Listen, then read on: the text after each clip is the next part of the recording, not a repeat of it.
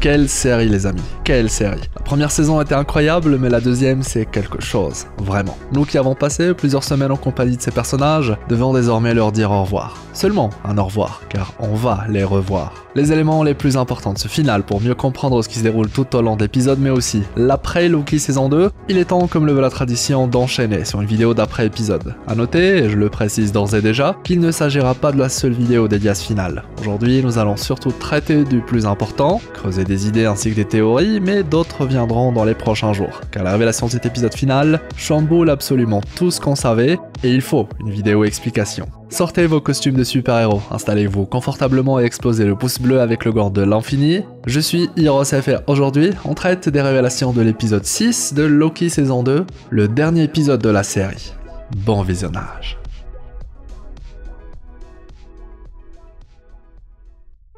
L'errance temporelle était la clé, et Loki s'en est rendu compte. Il est l'heure de changer l'histoire, comme on l'a deviné dans la vidéo dédiée à l'épisode précédent. On voit alors Loki revenir juste avant la mort de Victor Timely face aux radiations temporelles. Et très vite on comprend qu'il enchaîne les voyages entre passé et futur pour éviter que les choses tournent mal. Victor est sûrement mort des centaines de fois, tantôt à cause d'une défaillance de la combinaison qui était mal fermée, tantôt à cause d'un manque de temps. Parfois le gros bouton vert reste coincé, il faut alors réessayer plusieurs fois, il a tendance à coller. Parfois c'est le multiplicateur qui tombe ou est déposé par Victor sur le pont. Résultat, il va glisser de la passerelle. Et pour s'assurer que tout sera parfait, Loki va faire une petite folie qu'il faudra garder en tête car c'est un élément très important du final. Loki va passer de nombreuses années à apprendre tout sur le bout des doigts, y compris les connaissances d'Obi et Victor. Obi dit qu'il faudrait des dizaines d'années, Victor rétorque qu'il faudrait des centaines, et Loki s'exécute. Une fois de retour, cette fois il connaît tous les secrets du TVA, tous ses mots de passe, les spécificités de chaque machine, y compris le multiplicateur. Il est le manuel du TVA incarné, et possède en plus tout le savoir propre d'Obi et de Victor. L'ultime tentative a alors lieu, et cette fois Victor réussit à envoyer le multiplicateur dans le cœur temporel. Il arrive même à revenir à l'intérieur, sain et sauf, mais les choses se compliquent. Nos héros avaient réussi, mais ce n'était pas suffisant, la dimension du cœur ne pourra jamais suffire car les branches ne cessent de s'ajouter à l'infini. Ils auront beau modifier le multiplicateur, l'infini n'est pas mesurable, le cœur temporel finira toujours par flancher. Ils sont tout simplement destinés à perdre. Loki est alors obligé de retourner encore plus loin dans le passé, au moment où tout a été chamboulé, le final de la première saison. Désormais, les deux saisons sont liées via leur dernier épisode, et il est de nouveau possible de rencontrer celui qui demeure. Une fois de retour dans la citadelle à la fin des temps, Loki tente plusieurs fois de raisonner Sylvie, mais rien n'y fait. Elle tuera toujours celui qui demeure, qui à chaque mort répète son fameux « See you soon », à bientôt, conscient qu'il reviendra à chaque fois. À un moment, Loki s'adresse à celui qui demeure et lui demande pourquoi il n'essaie jamais de l'arrêter. Et là, c'est la surprise, le mot magique était prononcé. Pourquoi je n'essaie jamais de l'arrêter? Ça veut dire que Loki a déjà essayé plusieurs fois d'arrêter Sylvie. Celui qui demeure demande alors à Loki combien de fois il a fait ça après avoir figé Sylvie dans le temps. Suspendre le temps, celui qui demeure en était capable. Et précise même à Loki qu'il peut lui aussi apprendre à le faire via l'errance temporelle. Et justement, l'errance temporelle, c'était celui qui demeure qui l'avait refilé à Loki. C'est lui qui avait pavé cette route, et toutes les autres. Il déclare qu'il avait tout vu. Il a vu Loki errer temporellement, essayer de changer les choses, sauver ses amis. Tout était déjà prévu. Là encore, on avait raison de penser que la boucle créée par celui qui demeure servait à ce qu'il soit au courant de tout. Elle lui permettait même de rester en vie. Se faire tuer par Sylvie? Impossible. Il n'allait pas se laisser faire, c'est pour cette raison qu'il parlait déjà de réincarnation durant la première saison. Il savait que Loki allait revenir à ce moment précis, de manière à ce qu'il ne soit jamais mort. Loki lui-même était sa sécurité. Reincarnation, baby. Et là, il faut vraiment se concentrer. Loki n'est pas choqué par cette révélation et prononce une phrase très énigmatique. On meurt avec les mourants, on est avec les morts. Celui qui demeure ne comprend pas la phrase et pense que Loki est dépassé par tout ça. Il tente de le rassurer et lui dit « c'est normal, ne t'inquiète pas ». Et là, Loki répond alors avec un simple sourire, qui pourtant est très révélateur. C'était la première fois que le dieu de la malice trompait celui qui demeure, ce n'était pas leur première discussion. Il avait fait semblant. Le début d'une étincelle, une idée, il était a priori possible d'agir sans que celui qui demeure n'en soit conscient. Il a tout vu, il sait tout, mais peut-être pas absolument tout. Loki avait le pouvoir de faire les choses différemment. Celui qui demeure possède le pas temporel ultime et le savoir qui va avec. Mais Loki était devenu lui-même le pad. Il peut se téléporter partout, arrêter le temps, etc. etc. Revenons à la scène en question, juste après la phrase mystérieuse de Loki. Celui qui demeure lui dit de revenir le voir, quand il aura essayé quelques milliers de fois de plus, quand il sera prêt pour cette conversation. Celui qui demeure libère Sylvie, et d'un coup, Loki lève deux doigts, elle est de nouveau figée.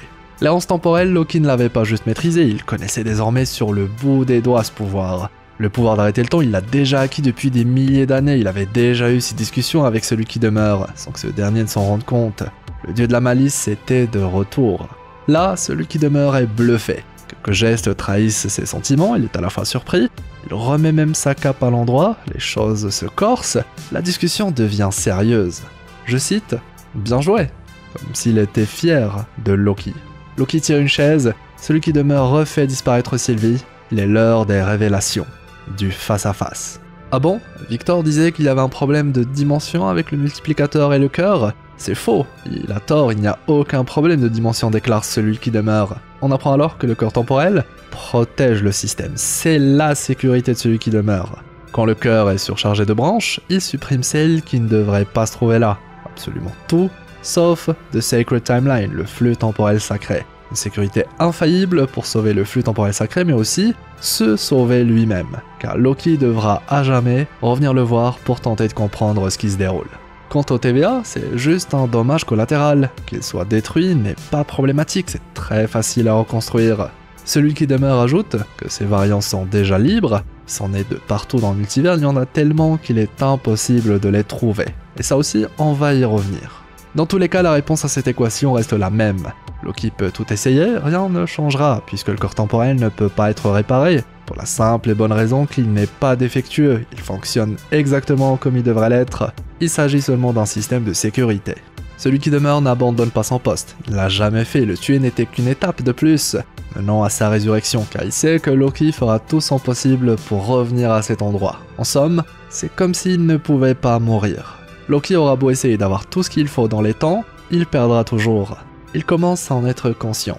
Détruire le cœur temporel signifie le retour de la guerre multiverselle et avec elle, la destruction de tout, y compris le flux temporel sacré. Loki fait alors de nouveau face à un choix, qui crée le parallèle avec celui du final de la première saison.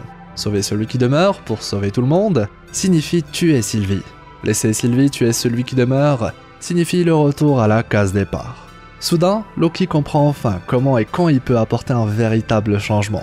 Si l'équation finit toujours par le même résultat, pourquoi ne pas changer l'équation elle-même? Ça, il s'en rend compte en regardant le tableau de celui qui demeure, sur lequel on retrouve entre autres une représentation de la boucle, ainsi que des calculs qui peuvent représenter la fameuse équation qu'il faut changer. Et justement, sa discussion avec Sylvie et Mobius va lui permettre d'avoir l'esprit clair. Loki remonte au moment dans le temps où il vient à peine d'être capturé par le TVA, pour avoir une version de Mobius qui ne l'a pas encore connue, le meilleur moyen d'avoir le fond de sa pensée sans aucune retenue. Quant à Sylvie, c'est l'inverse. Il retourne au moment où Sylvie est le plus avancé, juste avant sa mort par la spaghettification.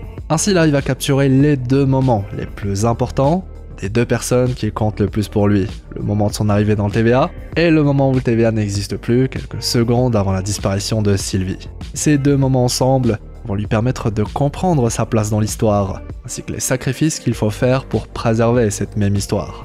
Il faut voir l'image dans son ensemble. Comme disait Mobius, la plupart des destins sont plus pesants que glorieux. Et grâce à Sylvie, il sait maintenant quel genre de dieu il doit être. À la fin de l'épisode, Loki décide de devenir lui-même le cœur temporel. Parce que ne pouvait pas faire le cœur temporel, Loki est capable de le faire. Il est le seul capable de sauver le multivers et de le préserver. Il déchire alors le corps temporel originel, et on voit l'infinité de branches mortes qui résultent de cette action. Puis, Loki, vêtu de sa tenue de dieu, commence à les raviver une par une. Des univers, des timelines entières, le multivers était en train de renaître. Il avait en lui les pouvoirs du pad temporel de celui qui demeure, le pouvoir du cœur temporel et plus encore. La forme finale du nouveau cœur temporel rappelle d'ailleurs l'ancien, mais cette fois les branches ne sont pas altérées, confinées, effacées, supprimées, elles font partie d'un tout, un multivers libre. La boucle de celui qui demeure a été enfin brisée. Là où se trouvait le trône de celui qui demeure, surplombé par le flux temporel sacré sous forme de boucle, se trouve désormais le trône de Loki, surplombé par l'infinité du multivers sous forme d'un arbre multivers qui représente toutes les branches, une ode à la mythologie nordique. La mort d'Odin, le père adoptif de Loki, était le début du Ragnarok. la fin des temps dans la mythologie nordique. La venue d'Hela et la destruction d'Asgard faisaient également partie de la fin des temps. Odin le savait et il l'a précisé à ses enfants. Mais la fin des temps, le Ragnarok, ne signifie pas seulement la fin de toute chose, c'était un cycle, un nouveau allait voir le jour. Quant au serpent monde, de la mythologie nordique qui doit mourir pour annoncer la fin du Ragnarok, il est mort dans cette saison. Loki lui a fait face durant toute la série Loki. Il s'agissait de la boucle, le serpent qui se mord la queue. Maintenant que la boucle était aussi brisée, un nouvel arbre monde allait renaître, un nouveau Yggdrasil, un nouveau cycle, cette fois, qui concerne le multivers dans sa globalité. De retour dans le TVA, beaucoup de choses ont changé, en commençant par les affiches de propagande qui présentent désormais un flux sacré sous forme d'arbre. Le flux temporel sacré n'est plus, toutes les branches sont devenues sacrées, un multivers sacré.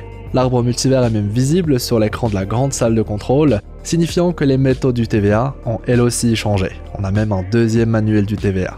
Désormais, on ne brouille pas des branches. Il semblerait que le TVA ait pour but de contrôler les variants de celui qui demeure. Aux dernières nouvelles, un variant d'univers 616, le nôtre, aurait fait parler de lui, mais il aurait été neutralisé. Il s'agit du variant vu dans Ant-Man 3 Quantumania. Il est d'ailleurs possible de voir des images de son orbe par exemple, du coup on nous confirme bien qu'il s'agit du variant de notre univers. Le nouveau TVA aurait alors comme mission de surveiller les variants de celui qui demeure. Mobius demande même si ces derniers savent que le TVA existe, et on apprend que ce n'est pas encore le cas. La guerre multiverselle va peut-être avoir lieu, mais cette fois, Loki et le TVA veilleront à ce que les choses se déroulent différemment. La boucle est enfin brisée, le sort du multivers peut alors être altéré. Rendez-vous dans les films Avengers. On ne reverra pas Loki de sitôt, mais peu importe. Loki est partout désormais, il veille sur absolument tout. Il entend tout, il voit tout, il est une autre version de celui qui demeure. Il n'est pas un nouveau celui qui demeure. Il est devenu un dieu du temps, un gardien du temps. Mais il existe un sous-texte à toute cette intrigue. Ce grand final. Le sacrifice de Loki n'est pas un événement malheureux, au contraire. Loki a eu ce qu'il voulait, vivre avec ses amis. Souvenez-vous, Loki a vécu des décennies dans le TVA pour apprendre tout ce que Obi savait. Victor réplique des siècles, donc il s'agissait bien de centaines d'années. La série précise alors à l'écran que plusieurs siècles sont passés et on retrouve Loki au même endroit. Mais cette fois possédant un savoir ultime autour du TVA, mais pas que. C'était le cas pour tout ce que connaissait Obi ou même Victor. Loki était désormais leur égal, mais du coup, cela veut dire quelque chose de très important. Loki a vécu des siècles avec ses amis. Si pour eux il n'était question que de quelques heures, lui il a vécu avec chacun d'entre eux. Des centaines d'années, il les connaît mieux que quiconque. Nous sommes alors comblés de savoir que même après être devenu le dieu de ce multivers, il continue de veiller sur ses amis, avec qui il a vécu des centaines d'années, qu'il peut entendre et voir pour toujours. Le final nous montre alors que Loki entend ce que Mobius disait, la preuve que Loki n'a jamais quitté ses amis. Comment ne pas être touché par cette poésie que nous livre cette série Loki ?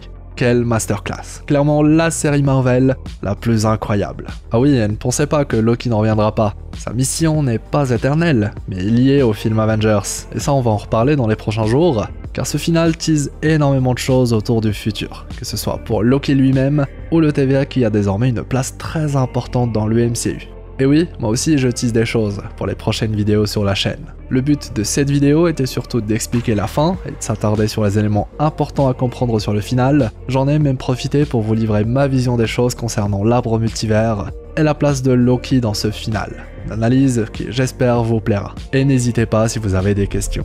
Si vous avez apprécié cette nouvelle exploration, je compte sur vous pour le pouce en l'air, le fameux pouce bleu avec le gant de l'infini. Et aussi, dites-moi dans les commentaires ce que vous avez pensé de tout ça, vos avis, idées ou théories, et puis abonnez-vous pour ne rien rater. On va bien évidemment continuer d'explorer la série Loki dans les prochains jours. En attendant, je vous mets d'autres vidéos en annotation si vous souhaitez explorer d'autres sujets. Une belle journée, une agréable soirée. C'était Hirosef, votre explorateur d'univers préféré, pour vous servir.